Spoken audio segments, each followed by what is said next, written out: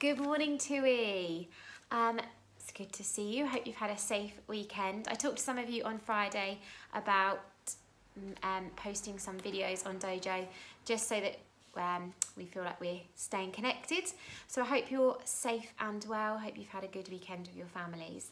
Now, today I'm going to read a little bit of Claude in the City, the book that we've been reading in our English lessons.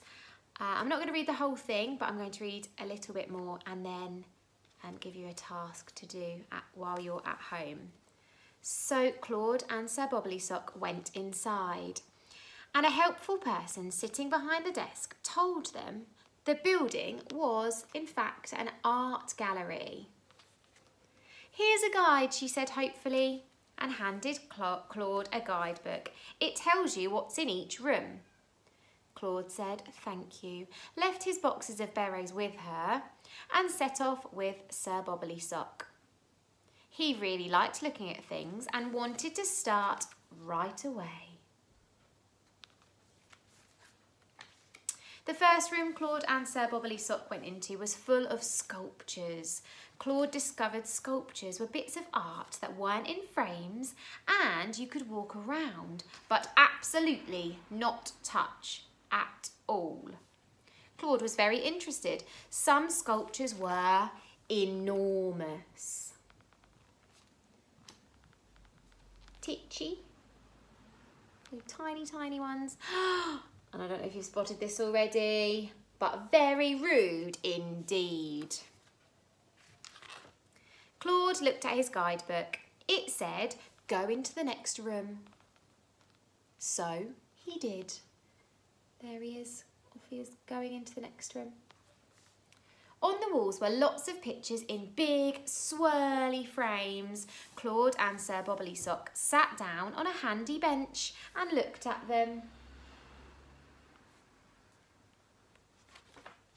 Some of the paintings showed people standing around and pointing at things that weren't there.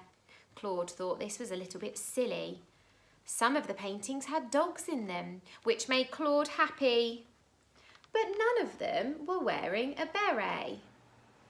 Can you see this picture here? Remember we looked at some pictures of King Charles II. We looked at some portraits of him. Can you see that queen there looking very fancy?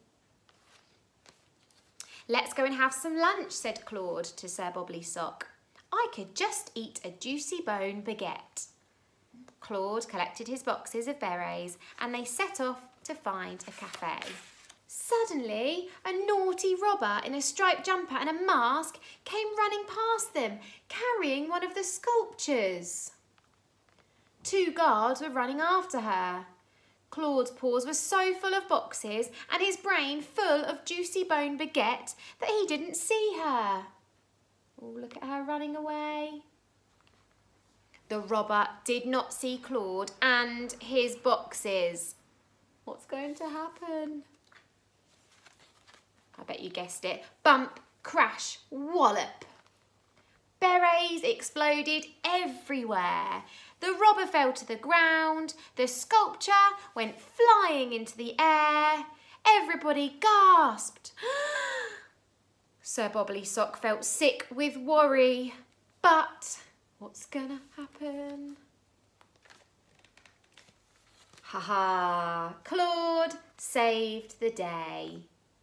Look, he's caught the sculpture. What a clever dog.